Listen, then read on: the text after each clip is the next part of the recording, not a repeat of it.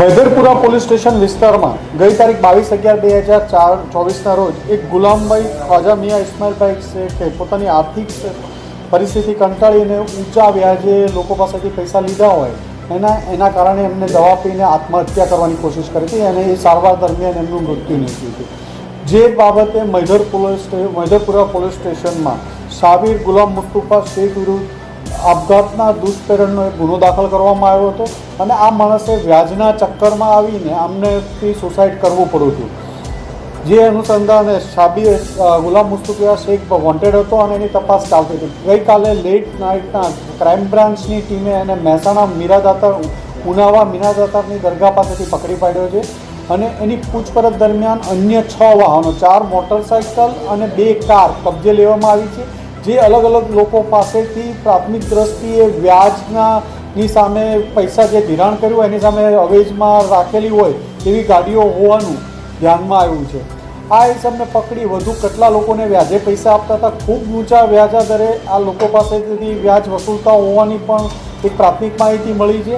એટલે આના ચક્કરમાં આના વ્યાજના ચક્કરમાં લોકો ફસાયેલા છે એની એક તપાસ ચાલે છે અને આ માણસે સુસાઇડ કર્યું છે તો એને કેટલા ટાઈમથી એની પાસેથી પૈસા લીધેલા હતા, કેટલું વ્યાજ ચૂકવી શક્યા છે એ બાબતે પણ તપાસ કરી રહ્યા છે।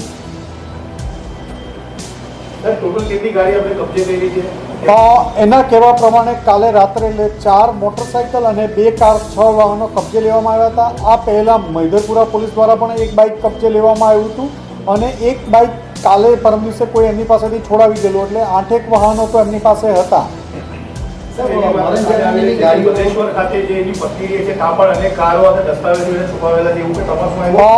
પોલીસે એમના ઘરે કાલે પણ સર્ચ કરેલું હતું પણ એમના ઘરેથી એવા કોઈ દસ્તાવેજો કે એવું મળી નથી આવ્યું, પણ હવે એને તપાસ રિમાન્ડ દરમિયાન અને એની પોલીસ કસ્ટડી દરમિયાન એની અલગ અલગ માહિતી કઢાવવા માટે પ્રયત્ન કરી રહ્યા છે।